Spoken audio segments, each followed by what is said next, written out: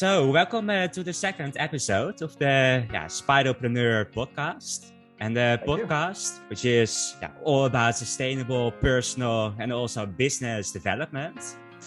And this is actually the first episode with a guest. And not just any guest. Today, I've invited a very interesting guest, someone who is a professional, strategic rhetorician. And rhetorician. I'm not very sure how to pronounce it correctly, but I will probably know this and find out later on. We'll get that. Yeah, certainly.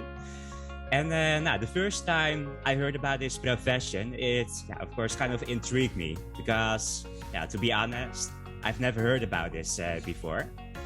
So this guest is, by the way, also one of the best public speakers I've seen in person. And I can say many more about him. His name is Geert-Jan Procee. But maybe it's best if you get a chance to introduce yourself. So before I'd like to ask you to tell me a bit more about your profession. Can you first shortly introduce yourself, Geert-Jan? Sure, Yuri. Thank you for having me here. It's an honor. And yes, I call myself a rhetorical strategist. And indeed, it isn't strange that you haven't heard of it before because I am the only one in the world. And that has to do with Sherlock Holmes. When I was a small boy years ago, I read the stories, the books of Sherlock Holmes, and I noticed he was a consulting detective and he was the only one in the world.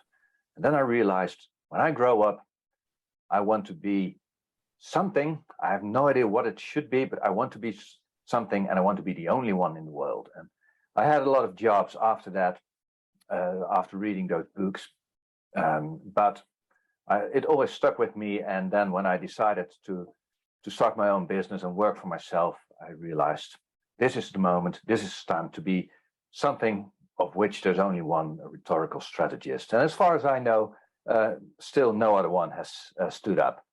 So that's how it came to be. I'm a rhetorical strategist. I'm the only one in the world, and I help people giving better speeches or giving better presentations or using or interacting better with other people by using rhetoric. That's what I do. I really love this already, Geert-Jan. And thank you. Also eventually inspired by Sherlock Holmes, actually. Really? Wow, that's kind of a story. And back to the profession. How would you actually describe your profession of being a strategic rhetorician? I help people. What I do, the work itself, I call that I call it persuasive interaction, or how to be more influential in your dealings with other people in an ethical way, of course. And that is what I do. And because it's really the strategy of talking to others, talking with others, interacting with others. It's a strategy of how to let others do what you want, but of course, in an authentic and ethical way. Speeches are the most important, probably, way of doing that. When someone stands up and has something to say, that means something, and people listen to that. And still, even now, we have so much different. We are talking to each other here by Zoom, but if we really want to say something, we fly to each other and we'll give speeches. That is how the world still works, and it worked the same way 2,500 years ago, probably 10,000 years ago, but we don't really know that. But we do know about 2,500 years ago, rhetoric as an art started. In my work, I think I go back to that ancient history, but it's still very, very relevant today. Yeah, and that actually brings up many questions from my side, because you're talking about the relevance. But first of all, when I'm hearing the word rhetoric, my first associations would be, of course, public speaking, but also persuasion, effective communication. But to be honest, I still find it quite hard to connect all those kind of subjects to each other and to rhetorics. So maybe you can elaborate a bit more about this field. You were already mentioning it's very broad. It's about talking to each other. So can you tell me a bit more about it? Basically, came up in tandem with philosophy. So it's old. It's old. It's about the way where philosophy is concerned with thinking about what is truth. How can we know what truth is? Is rhetoric is more how can we know what is true for us? How can we know what is real for us? And how can we convince each other of that truth? And so it's really broad. It's one way of thinking what is true. Rhetoric has very special techniques and methodologies to see what is true. How can I say something to you and you can know that that is true? Because of course we have science, but sometimes it's not so scientific. When you are looking for an investor in your company, they probably have lots of options to invest their money in, and you want that to be you. So you will try to persuade them to invest in your company. Of course, you can't say my company is better than the other company because you probably don't know that other company.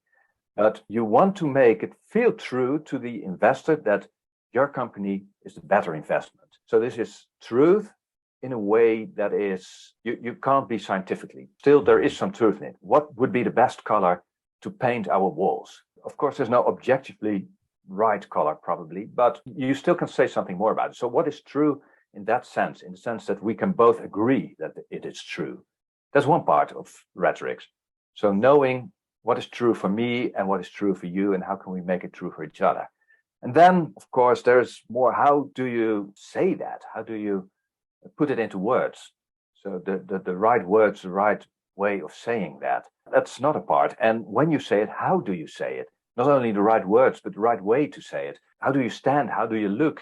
Even what are your clothes like? In the books of, 2000 years ago, we still have those books. There is something about how you should dress, but probably that's a bit obsolete now. We don't wear these Roman robes anymore, but still the way of thinking about how should you dress, that is part of being persuasive. That's part of being convincing. So it's all the way from thinking about what is true, all the way until thinking about what should I wear, how should I look, how should I talk. So it's all of it. It's the art of persuasion, it's the art of speaking well, but also it's the art of living together, really. So it's really, really broad, and that makes it interesting. The art of living together, that will certainly stick in my mind. Good. Let's zoom out a bit.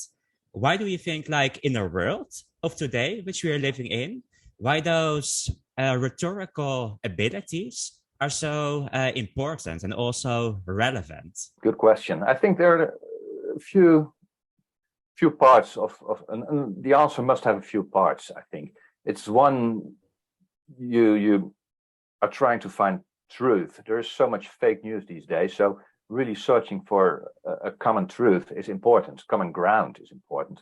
So it's a way not of trying to win, but it's a way of trying to win over someone, and that is important. You're building something together. That's one part. The other part is to be really persuasive, people have to think you're nice. So it is a way of making people nicer, to have a more friendly world. And it's important that you get someone to do something. So really get people to take action. And that's what rhetoric can do. Stand up and speak and say people must do this or you must do this. And there are, of course, so many times these days that people are just interacting through YouTube or other social media, and people are just watching, and other people are content creators, which is important, but people are watching and other people are watching, and nothing really much happens. And to make something happen, people have to come together, whether it's online or in real life, and do something. And I think rhetoric can build, one, the base of knowing what should we do together, and then implore us to take action to really do that. So that's what I think. It's probably more important than ever. In the old days, it was to win court cases, and it was for politics. And still, in those realms, it is still very important that people know about that. Politicians know often something about rhetoric, especially Barack Obama, who's very good at it. In law, people know about it, but in business, people should also know about it, and they often don't. I think that is more than ever. In the old days, there wasn't that much business, but now if you have a business, you need to work together with someone who doesn't necessarily need to work with you. They can go to someone else if they want something, but you want them to work with you. So how do you influence them? How do you persuade them? How do you convince them to work with you? So I think the relevance is stronger than ever. And also, especially as an entrepreneur, as you're bringing up, you gave some examples already for how you can apply it within your business. Are there any other application possibilities regarding, like, if you're having your own business? How would it actually be beneficial to your business if you apply it in the right way? First, you will think about what your goal is in your interaction. What do you want the other person to do? What do you want to do together? That's the first thing you think about. And then after that, you find out how you can best say that. So you become much stronger with words. And of course, being an entrepreneur is basically talking all day. And if you can talk better, you can become a better entrepreneur. And rhetoric is basically learning how to talk better with understanding what other people need and giving them what they need. So that's another thing an entrepreneur needs to do. People have a problem and an entrepreneur finds a solution and people pay for that solution. That's basically what an entrepreneur does. And to find the problem, you have to talk to people. And to solve the problem, you have to talk to people. And to sell your product or your services, you'll have to talk to people. So if you get better at that, then you're a rhetorician in a way. Every entrepreneur is or should be a rhetorician. And that is saying the right things that are true, saying that in a way that people know and feel that they can trust you, and saying it in a way that they know they'll have to take action now, and they will take action. Okay, clear. And like the talking part, that's something which you're bringing up quite often, with a reason, of course. Mm-hmm. And like talking about that, I've seen you speaking a few times in front of an audience. And like I noticed that when you're speaking, it seems like you've got almost everything in control. You know, and you can come up with fun jokes and smart remarks just on the spot. And you also keep a very good structure. And you speak naturally with a lot of confidence and persuasion. And I'm actually very much wondering, Geert-Jan, like, has this actually always been the case for you when you were, for example, still a child and had to give talks in front of your classmates?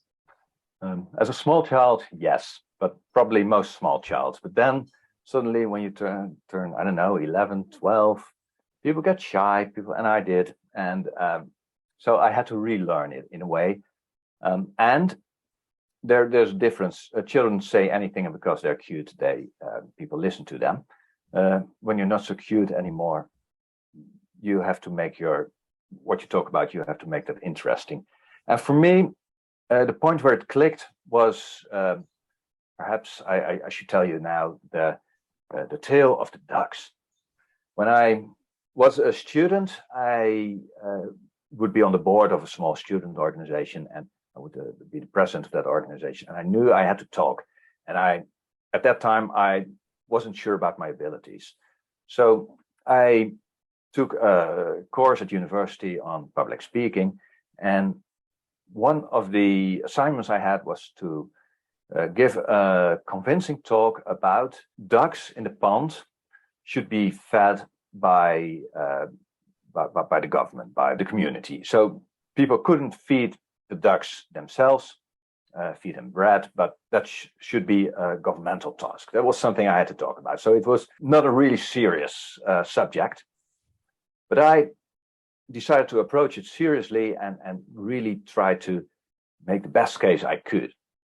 So I prepared and I worked hard. And then I noticed when I was giving that speech to public, other people in the course, of course, they were riveted. They were looking at me with big eyes, and I felt that I had them. I had them in the palm of my hand. And I thought, yeah, if I can't feed the ducks, perhaps I can feed my audience, my public, with my words. So it felt really good, really. So I've always been trying to get back to that feeling, and that has been for me personally interesting to see. It feels like you're in control, like you're powerful. It feels nice to see people really listening to you and enjoying what you're saying. And so that is something that I like, and that's, well, I suppose for everyone, once you get that feeling, you might very well be hooked, as I was. So that is how I started, and then I realized there's a whole world behind it. And that's when I came into contact with Rhetoric. That's when I noticed that it was 2,000-3,000-year-old books that dealt with this subject, and so I dove in, and I never looked back. So that's how that went. Wow. But I've learned. I learned.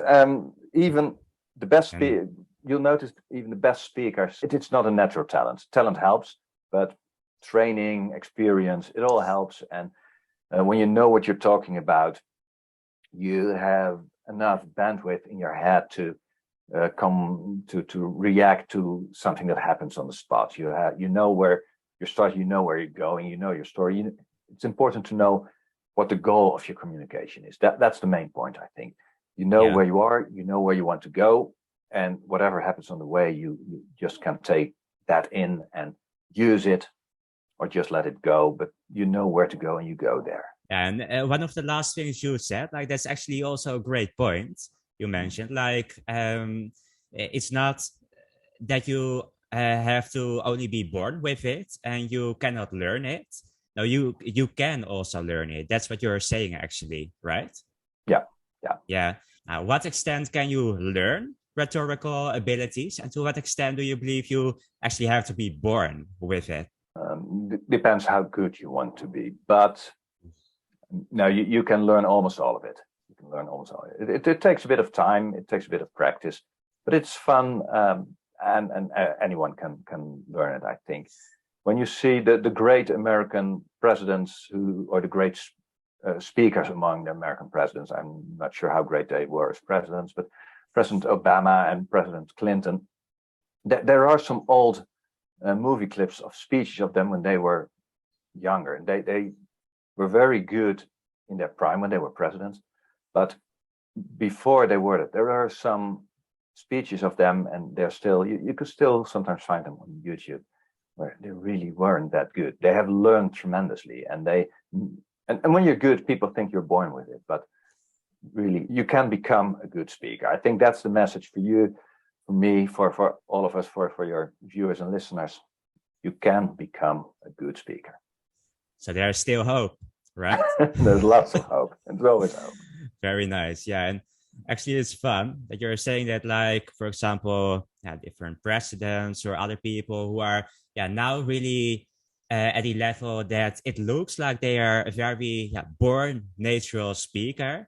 But once you're looking back at their first speeches, you actually would think otherwise.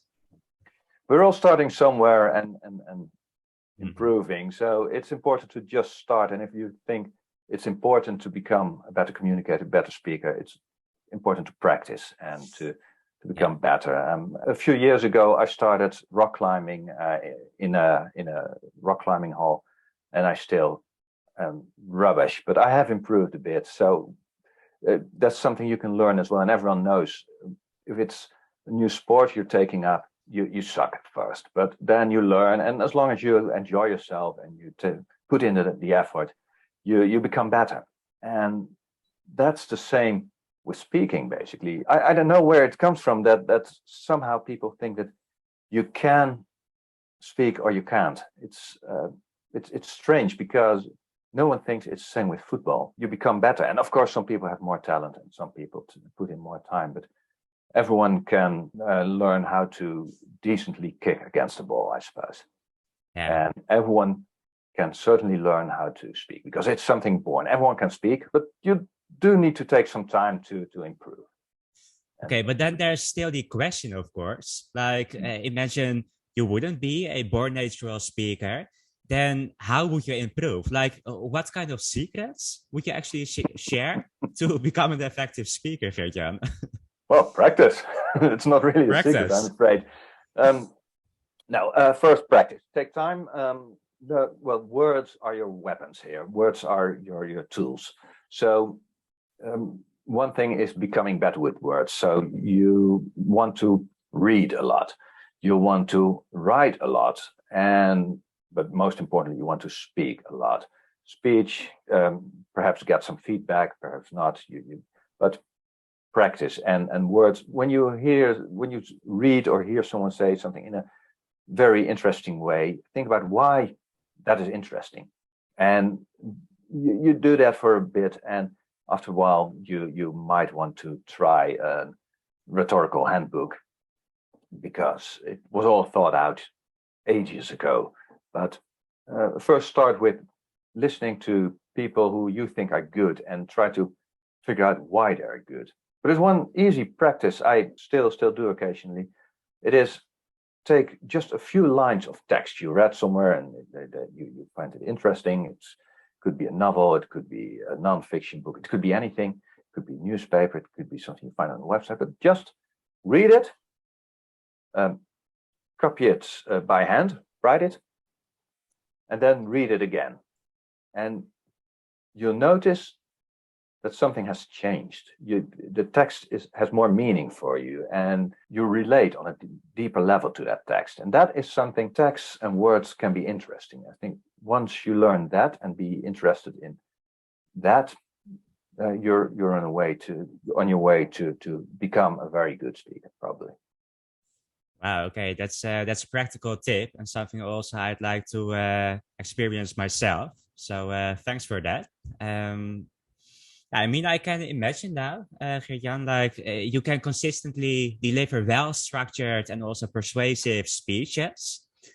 But can you also remember a speech of yours which you actually find kind of bad or even embarrassing?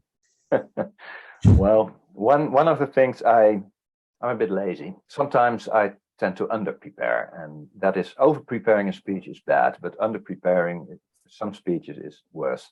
So preparation is key. If it's an important speech, it's preparation is key. This morning I worked with a client who has to give a very important presentation this Sunday, and so he is ready now. He's prepared, and he prepared this with my help. He prepared this better than some of the speeches I did myself, and I probably had to prepare a bit better. I'll see if there's something. It depends on where you are and who you're with, because I remember there were a few times when the public, I just couldn't get anywhere with the public. That's something that happens when the audience and you just don't click. Once I had I gave a debating course to some police officers, and that was hard work because they didn't see the point. In a debate, you get told what you're talking about and whether you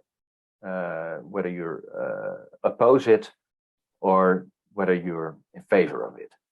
So there's one team that's in favor of something and another is opposing it. You have your it could be anything. It could be smoking should be banned in all places, and some people are in favor of it, some people are opposing it, but you don't get to choose what you are.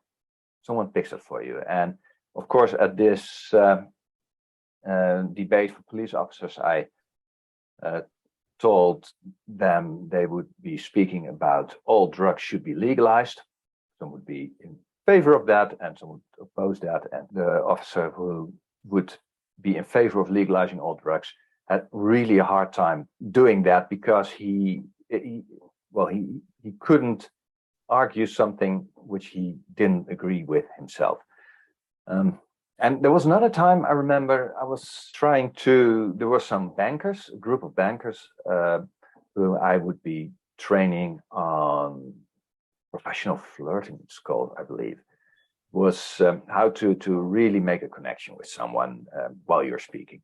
And they really weren't interested in me or whatever I had to say. They just wanted their drinks and talk to each other. And I was a nuisance for them. So I tried to get them on board. And I had prepared that. I was prepared for them not being very interested, but it just didn't work. And then it's really hard work having an audience that just doesn't want you there, and you now have to go on for an hour. So sometimes it just doesn't work, and you learn a bit, and then you go on. It can't work every time. The greatest speaker of all time is Cicero. He's an old Roman statesman. He thought of himself as one of the great speakers as well, and he wasn't modest, but he was right. So, but what he did was, after he gave a speech, he rewrote it to how he wanted to have given it, and he published that as a book. And we still have those speeches. So before he was a lawyer and a statesman, and there is one brilliant speech where he defended his clients from a murder charge. But we know in the real case, he said almost nothing. He lost the case, and that's it. And afterwards, he made a brilliant speech, because, of course, we know we all get a feeling that afterwards, oh, I wish I would have said that. And well, he did something with it. So maybe that's something we must do when we have a speech that doesn't do as well as we want to. Just do it again, try it again, rewrite it. It's probably a way of learning. Okay, so again, practice, and learn from your earlier mistakes. All right. And back to the preparation part, by the way, like I can imagine, okay, it's within your own control and it's very important. You also brought up, okay, don't prepare too much, but also not too little, because with preparing too little, you've got some experiences which, you're not very proud of, so to speak. So, tell me, like, imagine, and I think most listeners are not a professional strategic rhetorician like you. Probably not, no. No, exactly. So I'm very curious about how can you determine for yourself what's going to be the best balance? And I can also imagine that's some personal preference, which can differ per person. But still, how can you decide that for yourself? There are a few boxes you want to tick. You want to be really, really clear about what you want to achieve with a presentation or a speech. When you're talking to an investor, you want them to give you money. That's the goal. When you're President Zelensky of Ukraine, you want other countries to give you weapons. He's very clear on that goal. And so be clear on the goal of the presentation you're going to give. You must be able to say at the end of this speech, my audience will do this. That's one. You must be very clear on the goal. And second is that goal, you'll have one message, one core message for your audience, for your public. And that is, there should be only one sentence. That's it. There's just one message in your speech. And when you're clear on that, you say something that doesn't help your goal. When you say something that distracts from your message. And when you say something that is very important for your message. So when you have your goal and your message, that is when everything else clicks in place. So you just start with that. And if you have that, you probably know when you're ready. You feel, okay, this is enough. This is, I can talk to them now, and I can make the best case I can. This is my preparation, and this is my message. This is my goal, and this is my best chance to reach that goal. Someone else has to do something. You can't just say to them, and now you must do this. They must want to do something themselves. So you lose sometimes, of course, but when okay, I've made the best case, I can be proud. Whatever happens, I can be proud of what I'm doing. When you have that feeling, then you have prepared enough. If you prepare after that, you're over-preparing. It actually makes kind of sense. And imagine you prepare it, let's say perfectly, just in a right way, the right balance you're having. And then there's the question like, okay, you're standing there in front of the audience And now you also want to be spontaneous, of course, and also really want to be in the moment, so Yeah. that you're able to communicate the message in the right way so that it actually comes across in the way you intended it. But now I'm curious, how can you actually experience some kind of, which I'm kind of trying to describe, a flow state while speaking? Probably getting out of your own head. It's many people who are speaking, who are nervous, are thinking about themselves. Am I doing it well? They're just concerned with themselves. It's very egotistical of them. What you always want to be concerned with is your audience. Can they understand it? Do they want to listen? Are you interesting enough for them? So you always think about that. And it's the energy you give to your audience and the energy you get back. And then you are in a state of flow. It all flows easily. It's what I did with this client this morning. His presentation was perfect. His slides were perfect. And now it was time to not think about the presentation, not think about slides, because they were there. He knew, he had them in his head and on his computer. They were there. And now it was time to see, what can I give my audience? It's about thinking, what can you give? Not what am I doing? Not thinking about what do they think of me, but what can I give them? What do they need? What do they want at this moment? And how can I give that to them? That is, when you get out of your own way, that's probably the best time to get into flow. Of course, you've had your flow experiences. You're probably not thinking about yourself very much at that time. You're just experiencing the what you're doing at the time. Yeah, that's right. Yeah. And I mean, flow experiences can happen in many different areas in your life, of course, and into different kind of occupations. But still, like with public speaking, for many people, it's kind of stressful situations because they don't do it very often. Yeah. So they can think like, okay, don't be in your head, and that's actually not going to stimulate flow states. No. Mentioning. But do you have some kind of practical tips so that once you're standing there in the stressful situation, that your mind doesn't go crazy at that particular moment?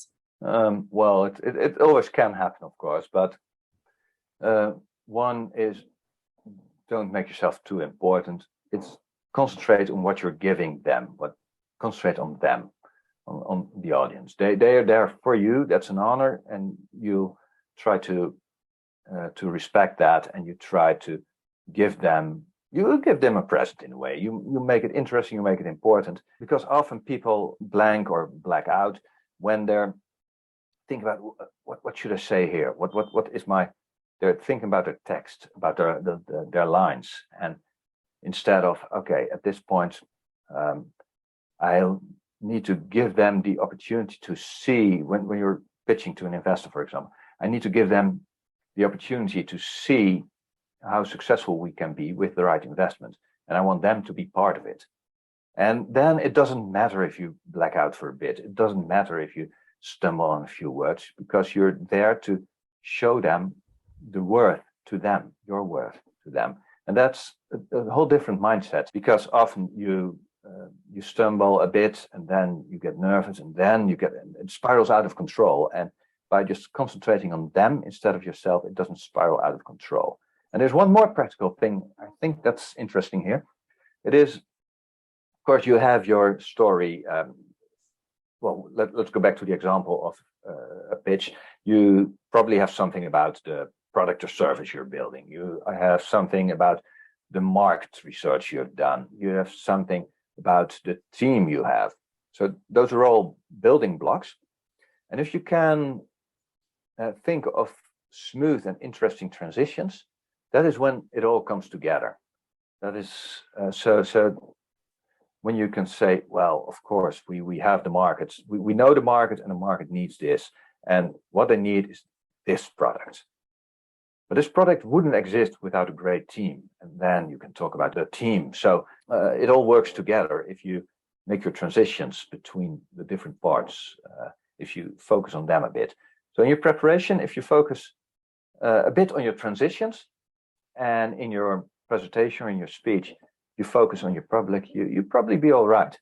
And I can imagine that, for example, if you're following these tips that you're sharing, and you will also prepare in the right way, you know what your goal is going to be, what you want to get out of it, but mostly what do you want to give to the other person, that you're thinking about that instead of your own thoughts. And then now after some time, you may rise to level 2 challenges, so to speak, new challenges. And for example, okay, I can speak in front of an audience. I can convince others and be persuasive in a confident way.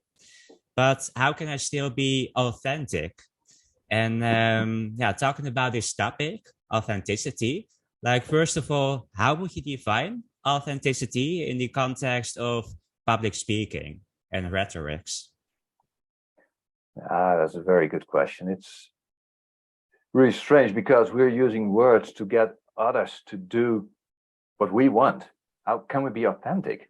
How can we still be good persons? That is some criticism against rhetoric from all the way back from 2,500 years ago until now. Yeah, to be authentic, authenticity is difficult because you get better and better. You learn some tricks, and you know, okay, when I do this, the audience will react like that, and I will. There are some ways some tricks to easily manipulate a bit of the audience. And can you still be authentic when you do that? And probably you can, because you still want what's best, what you think what's best for them, and you let them decide what it is. But you are performing. It's a performance in a way. So how can you perform authentically? And it's, of course, the same. Can an actor on stage or in a film, can they be authentic when they're playing someone else? Well, of course they can. It's what they do. It's being someone else in an authentic way. And it's the same when you're speaking. Your gestures are a bit larger. Your voice is louder, and so you might think that you're playing a bit, but you need to do that to get across to your audience. They want to feel what you're about. And when you just mumble along, because I tend to mumble when I just speak to people, and I know I shouldn't do that on stage. So I'm a bit different on stage than I am when I'm just talking to people, and certainly when I'm alone or talking to my cat. So that's different, but it's all me. It's all authentic. But you have to perform a bigger version of yourself. And that's a form of authenticity. And of course, when you try to screw people, that's not authentic, and you just shouldn't do that. Follow the law, follow common decency, but you can make a bit of a show out of it. That is, and still be authentic, even though at first it might feel you're stretching your comfort level, and it might feel it's not me who's talking here, I'm just doing a trick. But no, you're helping people to understand you better, to know what this is all about. You're playing your authenticity, you're exaggerating your authenticity, but it's still authentic. It's kind of a paradox. Yeah, I think by now you've given quite a lot of speeches, but also seen a lot of speeches. And how can you actually quickly spot if someone speaks authentically or not? You can never be sure, of course. When I think it's authentic, it might not be. And it is interesting. I'm in politics as well, and I see people from the city who want to speak to politicians, and they often don't have many rhetorical skills, but they're sincere, they're authentic. You can see that. So in a way, and that's a devious trick probably, but you could make small errors. You could try to be a little less polished than you would be. That is a way of showing authenticity. But everyone thinks they're good at reading people, but most of us really aren't. So I wouldn't say I know when someone is authentic. The speaker and the speech and the audience, they are the three of them together make a new reality. So in a way, if it works, it's authentic. And if it doesn't work, it might still be authentic. But if people don't believe you, even if you tell the truth, are you authentic? Good point. We're getting on difficult ground here, I suppose. Yeah, actually we are. Yeah, and I think that's actually a beautiful moment also to make it even more difficult. Oh. Or even more fun. Just how you would like to reframe it. Mm-hmm. And I'm talking about a rapid fire round, Geert-Jan. A rapid fire, not real rapid fire. Oh, good. Bullets, but questions. Mm-hmm. I'm having a few questions for you. And I also have a few rules, which I'd like you to follow. And actually, 3 of them. First of all, try to not think too much. Also, which you were talking about earlier. Don't think, but focus on the audience. Now, in this case, me asking you those questions. Sure. Secondly, the second rule is, don't take them too seriously, obviously. And the third one is to try to answer with as little words as possible. That's, of course, the rapid fire aspect of it. So that would be it. And then, of course, my question to you. Are you ready for it, Geert-Jan? As ready as one can be, I suppose. Yeah, perfect. All right, let's start. So what would be the closest one-word synonym for rhetorics? Life. Life. Okay. And how can you best describe rhetorics in just 2 words? Speaking well. What is the main purpose of rhetorics? Making a better world. Who is your favorite still living rhetorician? I suppose that would be my father. Your father? Okay. Yeah. I'm afraid we don't have time to elaborate on this rapid fire round, but that might be an interesting story. I will ask you afterwards. And the question which I also want to ask you, of all time. So who is your favorite rhetorician of all time? That would be Cicero. Okay, not your father. We'll get into that later, probably. Exactly, we will. So, next question. What is the best educational book you've read about the topic rhetorics? Oh, I have it here. Here. Oh. It's quintillion. It's a huge book. Okay. It's quintillion. This is all one ever would or could know and more about rhetoric. I'd also like to know more about that, but back to the rapid fire. And there we go again. Not the best book, the educational book, but the best movie, actually, you've watched about rhetorics. That is an old 12 Angry Men, I think it's called. It's an old black and white movie on jurors in a court case in the United States. It's from the 50s, I believe. All right. I'm going to check if it's also available on Netflix. Will we continue? Yeah. And next, what is the best way, actually, to become a better rhetorician quickly? Reading a lot, writing a lot, speaking a lot. There we go.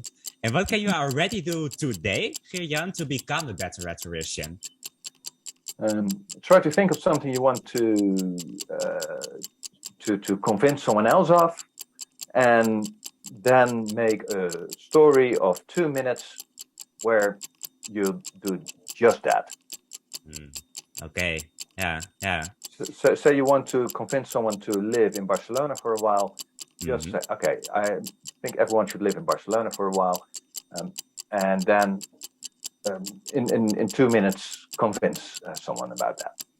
All right. Thanks for also giving some context to that. And then last up, what is the most common confusion regarding rhetorics? That it's evil, that it's just slick words. but it's much more than that. It is really a way of thinking, of speaking, and of living.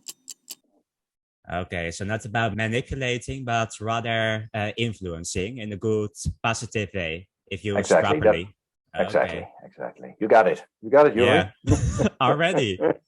Thanks to you. All right, those were my rapid fire questions, Geert-Jan. And Thank you. like back to the thing that you said earlier, like there's kind of a story behind it, like why, yeah, one of your favorite still living rhetoricians is your father, actually. Yeah. Can you tell me a little bit more about that?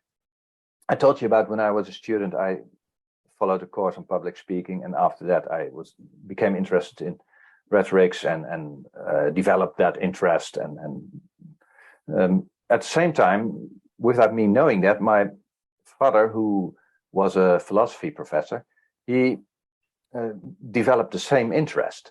And we didn't know this from each other until years later. We happened to talk about it, and now we often talk about rhetoric. So that's something we developed independently of each other, but we found each other on this topic. So that's really interesting. And yeah, where I said that Cicero is my favorite all-time rhetorician, I must say my father is my favorite all-time father. So that's Wow. that. Yeah, that's really beautiful. Something else you said, Geert-Jan, was like, yeah, the book. You even showed it, and like the title again of the book is. Title I have the Dutch translation. It is De opleiding tot redenaar. Okay. Which in Latin is Institutio Oratoria, and it has been translated in English and German, and probably a lot of other languages as well. As your listeners are probably from all over the world, so we can best say the writer is Quintilianus. Perhaps you can see it like this. Yeah, I see. That is the book that tells you really everything about and too much in some way, but it's everything you need to know, everything you want to know, and a bit more than that. Wow. Okay. And it's almost 2,000 years old, but it's still the best book on the subject. All right. So for the rhetorics enthusiasts, like that's really a must read, you'd say. Yes, I absolutely, yes. Good to know. All right, Geert-Jan, like those are actually my questions for now, and I'd also like to thank you a lot, of course, for sharing so much value with us. And, thank you for having me. Yeah, of course. And I can also imagine that, yeah, after listening to this episode, like some listeners would maybe like to know more about how you could help them to become a better rhetorician. Yeah. So how can entrepreneurial people best find you, and what can you actually offer them? Well, best way to start is just get in contact. Best way would be LinkedIn or my website. And when you're on my website, you can click on a link to make an appointment for an hour, and anyone who wants to do that is more than welcome. And then we'll talk about what rhetorics and what persuasion can do in your life. And if after that they want to, I can do training programs. I can advise people, which in different ways I often do. And then, but best way to start would probably be just get into contact with me. I really would like people to do that. Don't hesitate to write a mail or to find me on LinkedIn or on my website. Sounds good. And like your full name, Geert-Jan Procee, and your website is also geertjanprocee.nl? It is. Yes, it is. Perfect, Geert-Jan. Thank you so much again, also for being here, for answering those questions. And thank you for great questions. Yeah, sure. And like for the listeners, I'm now also, of course, looking forward to having you on board again in the new episode of next Monday. So that would be it. Thanks and enjoy your week.